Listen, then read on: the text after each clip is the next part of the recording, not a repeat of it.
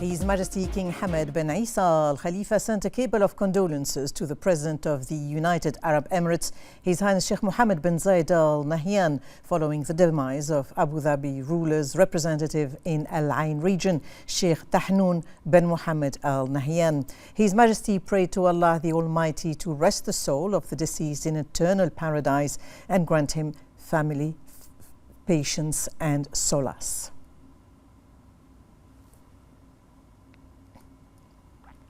His Royal Highness the Crown Prince Prime Minister Prince Salman bin Hamad Al Khalifa also sent a cable of condolences to the President of the UAE, His Highness Sheikh Mohammed bin Zayed Al Nahyan, following the demise of Abu Dhabi ruler's representative in Al Ain, His Highness Sheikh Tahnoon bin Mohammed Al Nahyan. His Royal Highness sent similar cables to the Vice President, Prime Minister of the UAE and ruler of Dubai, His Highness Sheikh Mohammed bin Rashid Al Maktoum, and the Vice President, Deputy Prime Minister, Chairman of the Presidential Court, His Highness Sheikh Mansour bin Zayed Al Nahyan.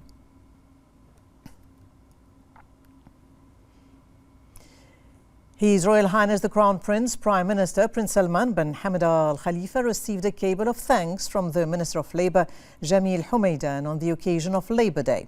In the cable, on behalf of himself and the Kingdom's workforce, Humaidan expressed his gratitude to His Royal Highness. He highlighted the unwavering support of His Majesty the King and the government's follow-up led by His Royal Highness to consolidate the value of work ethic and recognizing outstanding employees across all sectors, including within Bahrain's commercial, economic and production sectors. Mr. Humaidan commended His Royal Highness' directives to provide Bahraini citizens with job opportunities and the necessary training programs and requirements needed for their future. He pledged His Majesty and His Royal Highness to continue collaboration with authorities to support the stability and growth of Bahrain's labour market.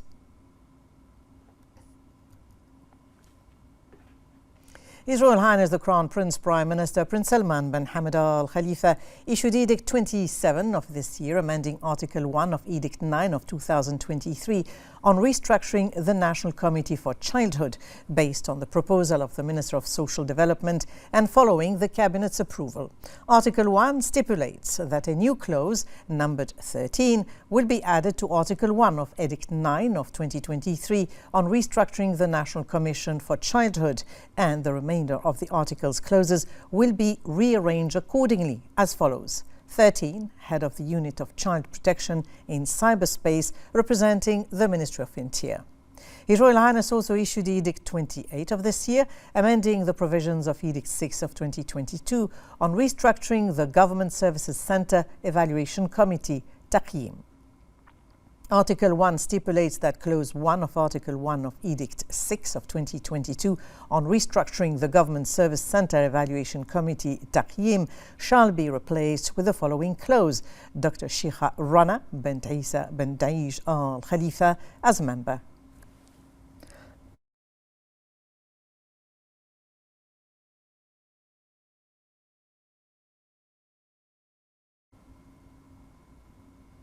The representative of His Majesty the King for Humanitarian Work, Youth Affairs, Commander of the Royal Endurance Team, His Highness Sheikh Nasser bin Hamad Al Khalifa, led the first training for His Highness children before participating in the Windsor Horse Show.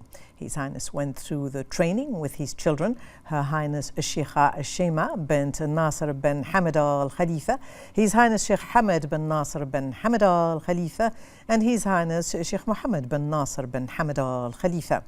His Highness was keen to guide his children to benefit from the training before running the 80-kilometer race at the Windsor Horse Show on Friday. His Highness Sheikh Nasser stressed that the Windsor Horse Show is an icon in European endurance races. He expressed keenness to instill a culture of competition in his children and develop their technical and skillful abilities in riding horses.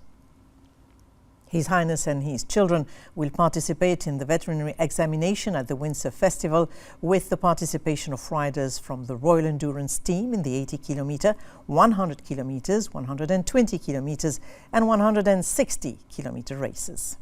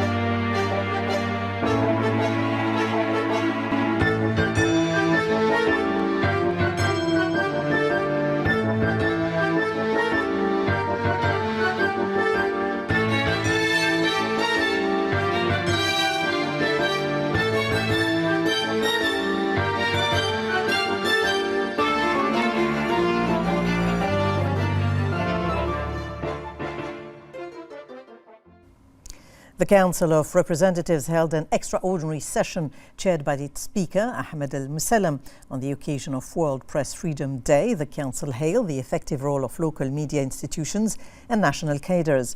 The Council approved a draft law on regulating time sharing in accommodation units. It also approved a draft law designating Fatah al-Jaram and Fatah al-Azam as natural reserves.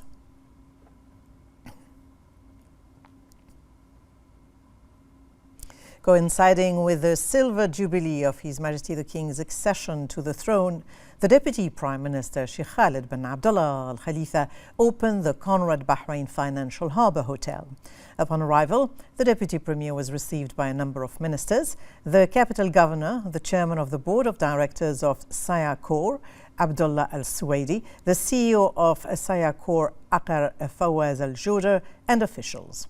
The Deputy Prime Minister affirmed that the interest of private sector investors in the hotel business and attracting major and well-known international brands to operate these hotels proves the prosperity and development of the tourism sector in light of the growth process led by His Majesty the King with the follow-up of His Royal Highness the Crown Prince Prime Minister. He said that maintaining Bahrain's reputation as a favorite tourism destination requires keeping in line with a developed touristic infrastructure that is equipped with advanced facilities to attract various categories, including families. He said that the tourism sector has a strong impact on activating other sectors, such as transportation, retail and entertainment, and providing job opportunities for citizens, hailing the graduates of the Vadal International Hospitality School. The Deputy Premier congratulated the Chairman and members of the Board of Directors of Sayakor on opening the first hotel in Bahrain, wishing them success. And for her part, the Minister of Tourism, Fatima Al-Sayrafi, thanked the Deputy Premier for opening this hotel, hailing his keenness on developing the tourism infrastructure and his follow-up through the Ministerial Committee for Development and Infrastructure Projects. The Chairman of the Board of Directors of Sayakor expressed thanks to the Deputy Premier for opening this hotel, commending his support to the private sector and all projects that contribute to enhancing the national economy.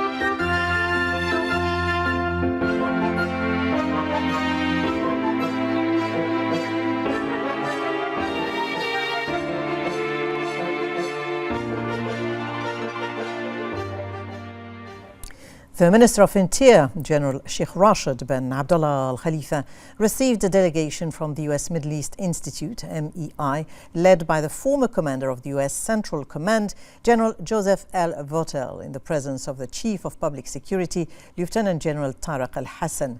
The Interior Ministry, Under Secretary Sheikh Nasser bin Abdulrahman Al Khalifa, and the Director General of the Media and Security Culture attended the meeting.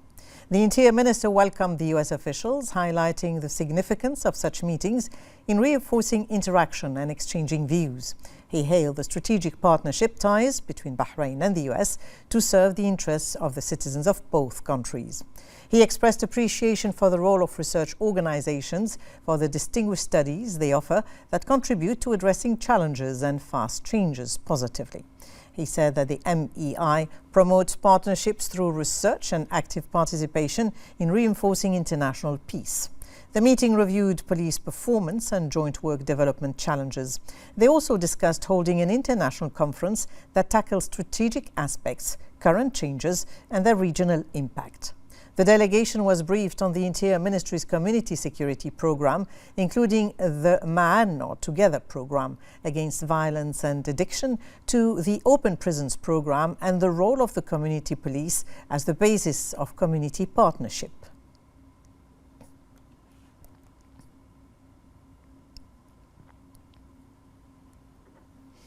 Within the framework of the Public Prosecution's National Strategy for Digital Transformation, the Attorney General, Dr. Ali Al-Buainin, in cooperation with the Information and E-Government Authority, announced the launch of new electronic services through the national portal. The Attorney General stated that the launch of these legal services came in an effort to enable those dealing with the public prosecution to obtain these services in an official digital form. For his part, IGA CEO Mohammed Al-Qaid affirmed that continuing to launch a series of services related to the legal sector in Bahrain is a continuation of the efforts made by the authority in partnership with relevant and competent institutions to implement digital transformation processes for legal services. The Minister of Municipalities and Agriculture, Wa Al-Mubarak, conducted a field inspection covering a number of areas to closely monitor the progress of the emergency team's work in managing rainwater pooling. The Minister commended the team's dedicated efforts in minimizing the impact of unsettled weather, resulting in tree falls, billboard collapses, or other incidents. He said that rain emergency teams are distributed across the 4 governorates as planned to treat rainwater pooling in internal roads, villages, residential neighborhoods, in front of hospitals, schools, and service centers.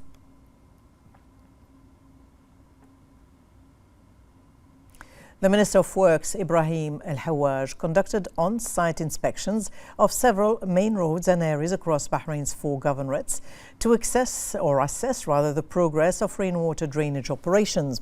Al-Hawaj emphasized the ministry's commitment alongside relevant authorities to ensure smooth traffic flow on main roads and immediate handling of rainwater pooling during rainfall. He said that continuous monitoring and coordination with the capital municipality and municipal councils are prioritized to ensure public safety through an integrated proactive system of rainwater drainage measures and rapid response mechanisms.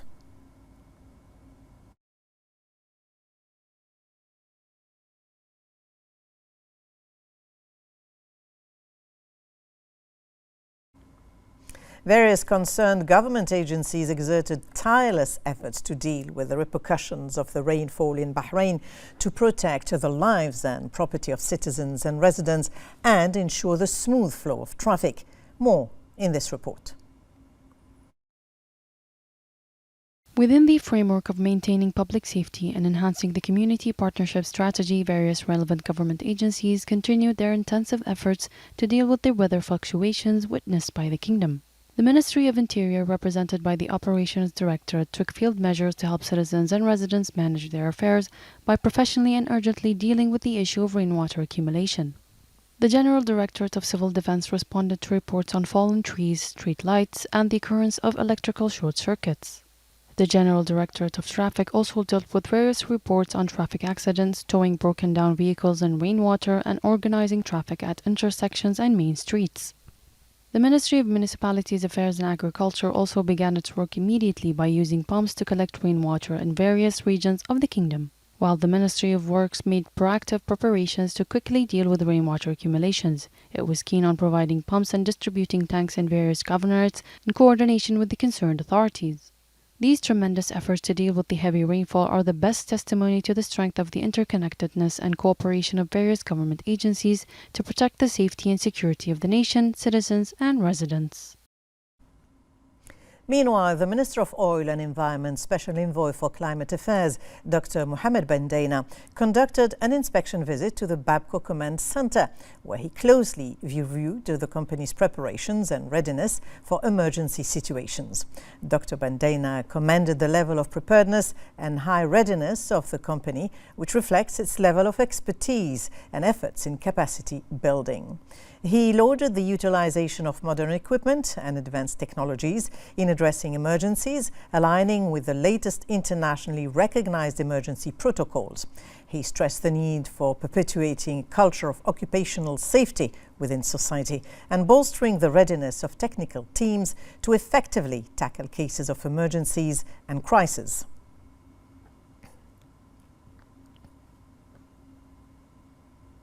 The Minister of Information, Dr. Ramzan bin Abdullah Al Nuaimi, announced the launch of a creative content competition for production companies.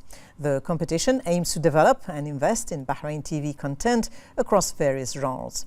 The Minister said that the competition is part of the Ministry's Creative Lab initiatives, aiming to develop innovative media content in line with national priorities and primarily targeting Bahraini citizens in partnership with private sector production companies.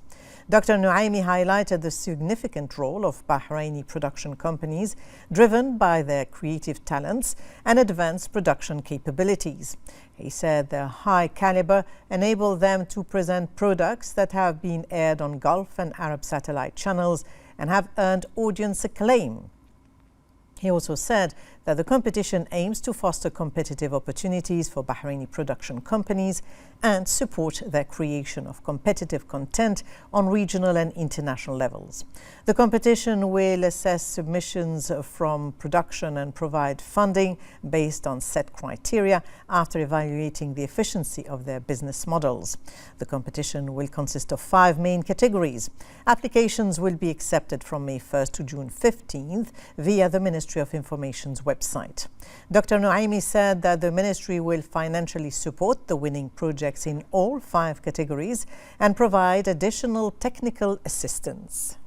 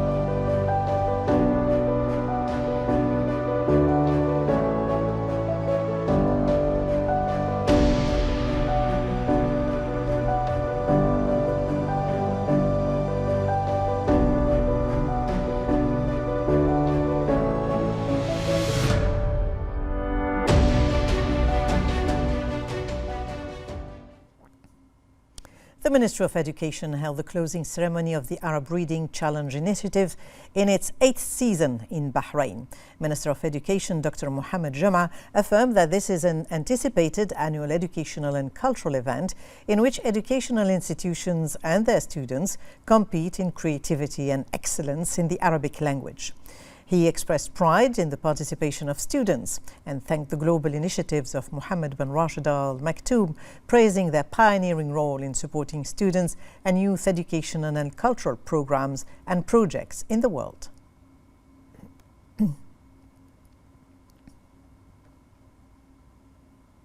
The Minister of Industry and Commerce, Mr. Abdullah Fakhru, headed Bahrain's delegation in the GCC's 52nd meeting of the Industrial Cooperation Committee. He affirmed Bahrain's commitment to upholding cooperation and exchange knowledge to enhance GCC economy, especially in the industrial sector, and its approach in adopting advanced technology, innovation and technologies on the fourth industrial revolution. The meeting discussed the advancement of the industrial sector in the Gulf, including developing a unified definition of the Gulf national product and its standards, reviewing a report of the list of goods subject to collective protection, discussing the developments of the Unified Strategy for Industrial Development, reviewing a report on the activities of the Technical Secretariat Office for Combating Harmful Practices in International Trade, as well as a report on the achievements of the Gulf Organization for Industrial Consulting.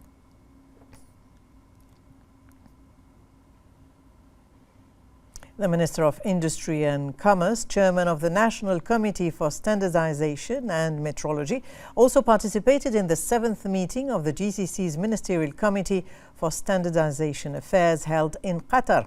He stressed the importance of strengthening partnership with standardization bodies in the GCC countries. The meeting discussed the approval of the outputs of the 58th meeting of the Technical Council of GSO and the approval of the final GSO account for the fiscal year 2023, in addition to enhancing the safety and quality of products traded in the Gulf market and supporting the development of quality services and infrastructure.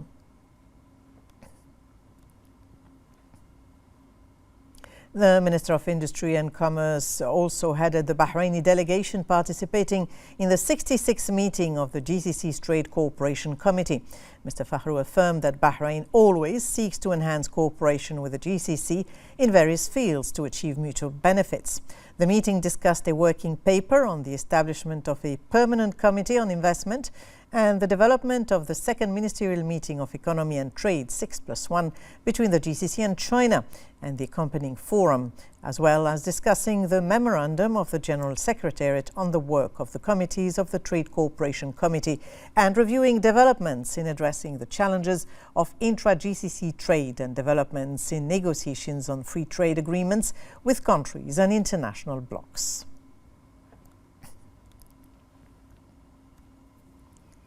The Minister of Industry and Commerce also headed the Kingdom's delegation participating in the periodic consultative meeting between the GCC Ministers of Commerce and the heads of the GCC Federation of Chambers, which was held within the framework of the meetings of GCC Ministerial Committees in Doha. The meeting discussed its agenda and noted the ministers' views on this regard.